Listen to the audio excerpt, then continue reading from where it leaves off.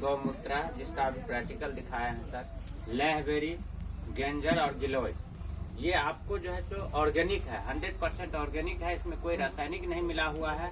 जिस तरह से हम आप जो है सो आज 20 बरस, 25 बरस, 30 बरस से खेत में जो है सो DAP, यूरिया, पेस्टिसाइड, पोटाश डाल रहे हैं, केमिकल युक्त खाद डाल रहे हैं, तो ये आदत लगा हुआ है ना आज 30 बरस से।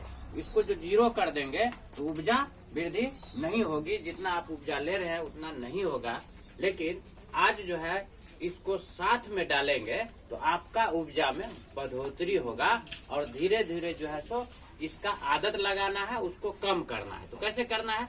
तो पहला बार जो है इस बार आप अगर डालेंगे, पहला सीजन में कोई भी फसल में, ऑल टाइप फसल में इसको आप डाल सकते हैं। गेहूं, मक्का, धान, कपास, सजवन से लेकर के फूल, साग, सब्जी, सारे चीज में आप है कि वो जमीन में डालने वाला। हाँ, स्प्रे जी, स्प्रे कर सकते हैं। जैसे कि गेहूं का बताते हैं, अभी जैसे गेहूं लगाए हैं तो आप जो है सो बीज में सान करके बीज को जो है सो छींट देंगे तो आपका जर्मिशन अच्छा होगा। दूसरा बात, जैसे ही 22 दिन के बाद आप पटवन करते हैं तो आप पहला पटवन जैसे ही कल देंगे तो आज भी इसको पहले सूखा हुआ जमीन में स्प्रे कर दीजिए, या 2 घंटा के बाद पानी जो है सो आप सिंचाई कर दीजिए, या आप बिहान होकर के पानी लगा दीजिए। ठीक है सर। दूसरा बार फिर स्प्रे करेंगे आप 20 दिन के बाद। तीसरा स्प्रे उस समय करेंगे जिस समय गमड़ा जो हो जाता है और गेहूं फूट जाता है, उस समय जो है सो आप स्प्रे कर देंगे ताकि आपका फूल नहीं झड़ेगा। 3 बार स्प्रे करेंगे, आपको जो है सो 1 लीटर में 1.5 से 2 बीघा आपका स्प्रे हो जाता है। 1.5 बीघा में 1 लीटर में आपका स्प्रे हो जाएगा 3 बार। जी, बताते हैं। अब इसको ये 5 चीज पे काम करेगा।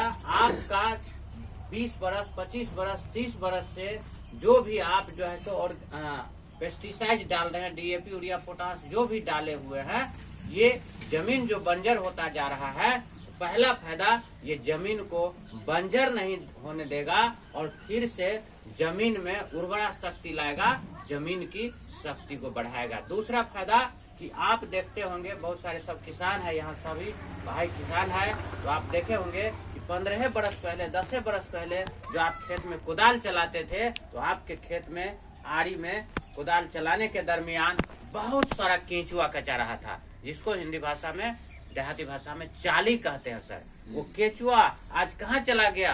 किसी खेत में दिखाई नहीं देता है, वहाँ दिखाई देता है जहाँ पर आप गोबर ज्यादा मात्रा में मवेशी का गोबर डाल रहे हैं, वही कहीं कहीं है।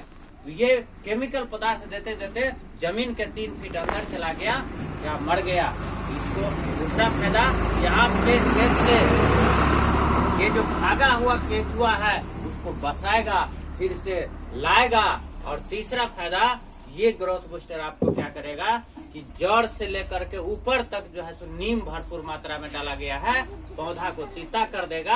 आपका बाहरी जो है सो कोई कीड़ा उड़ा ये सब नहीं लगेगा। और चौथा फायदा, ये आपको फूल को जो है सो नहीं झड़ने देगा, और फूल नहीं झड़ेगा तो फल ज्यादा लगेगा। आपका 20 से 25% उपजा पहला साल ज्यादा होगा। और 5वां फायदा, ये आपके जो है सो पौधा को मजबूत रखेगा। उसमें जिस तरह से अभी सर बताए कि हमारे शरीर की इम्यूनिटी क्षमता अगर मजबूत रहेगा तो कोई कोरोना वायरस जो है सो टच नहीं कर सकता है, उसी तरह से आपके पौधे को, डंठल को पूरा मजबूत रखता है, हरा भरा रखता है, और ये आपका ऊर्जा में वृद्धि होता है। जी, ये आपको 15 लीटर का जो ढोल होता है छींटने वाला, उसमें आप जो है सो 30 ml दे सकते हैं, स्प्रे कर सकते हैं। और कीटनाशक में भी अगर मिला देंगे तो उसका पावर को 20 गुना बढ़ा देगा।